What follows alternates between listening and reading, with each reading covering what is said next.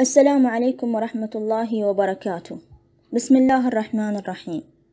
أنا امرأة عراقية مهتدية، أقسم إنني شيعية من مدينة ومنطقة وبيئة كلها شيعة، وأهلي وأقاربي ومن عشيرة معروفة شيعية الأصل.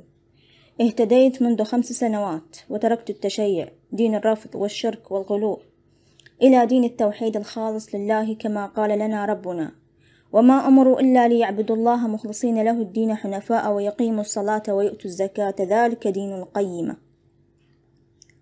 وأبرأ من دين التشيع، دين الشرك والضلالات والكذب والدجل الذي يسب به صحابة نبينا صلى الله عليه وسلم، الذي خدعنا به وأهلينا منذ سنين.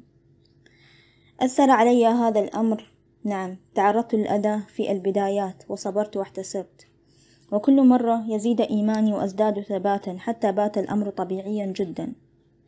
أنا الآن أتكلم ويرتفع صوتي وأجادل كل من يخالفني، وأحاول جاهدة أن أقنع حتى لو البعض من أهلي وأخواتي، وأبين لهم دين الحق وبطلان هذا الدين الرافضي المليء بالشرك والخزعبلات التي ما أنزل الله بها من سلطان.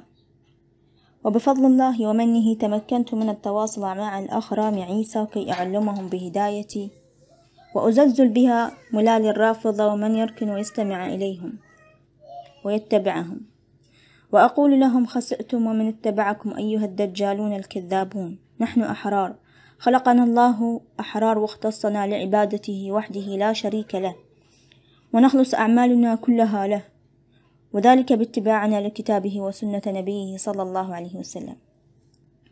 يا شيعة الدنيا جميعا، يا من خدعتمونا، وداعا لعبادة الشرك والقبور والتضرع لغير الله، وداعا وإلى الأبد. مرحبا بعزة الإسلام ونعمة التوحيد.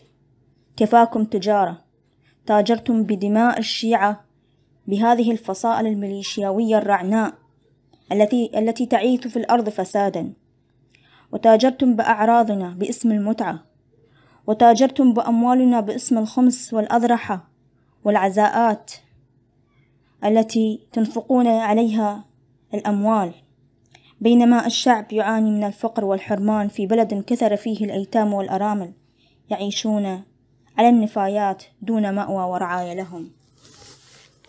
والسلام عليكم ورحمة الله وبركاته.